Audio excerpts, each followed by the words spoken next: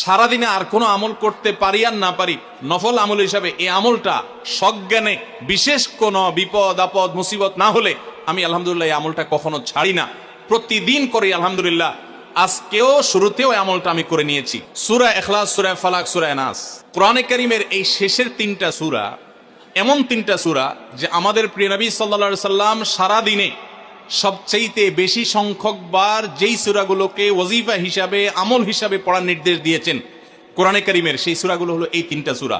এই তিনটা সূরা দিনে এবং রাতে যত বেশি সংখ্যক বার পাঠ করতে হয়, অন্য কোন সূরা এমনকি অন্য কোন দোয়া এত বেশি সংখ্যক বার পাঠের নির্দেশ কোরআনে অথবা হাদিসে কোথাও দেওয়া হয় নাই।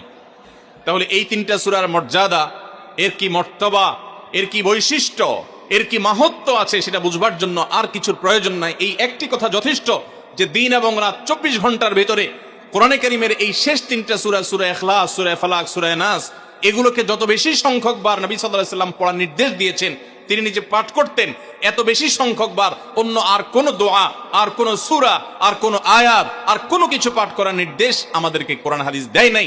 এখান থেকে এই তিনটার সূরা যে আল্লাহর কাছে কত গুরুত্বপূর্ণ, নবী সাল্লাল্লাহু আলাইহি সাল্লামের কাছে কত গুরুত্বপূর্ণ যে রিপিটেডলি এত বেশি সংখ্যক বার পাঠ করার নির্দেশ দেওয়া হয়েছে, এটা পরিষ্কারভাবে বোঝা যায় কি যায় না বলেন?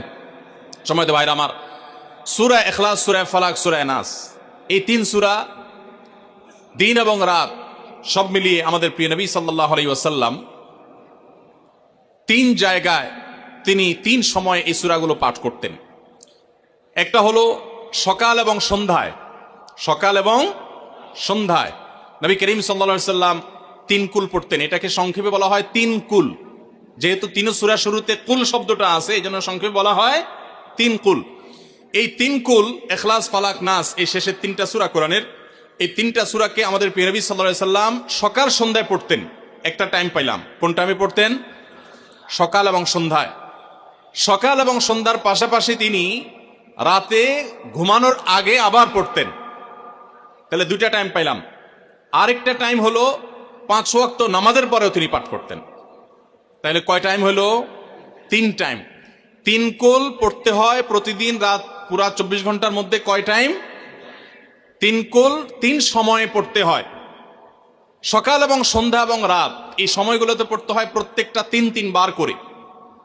3 বার পড়লে কি লাভ হয়?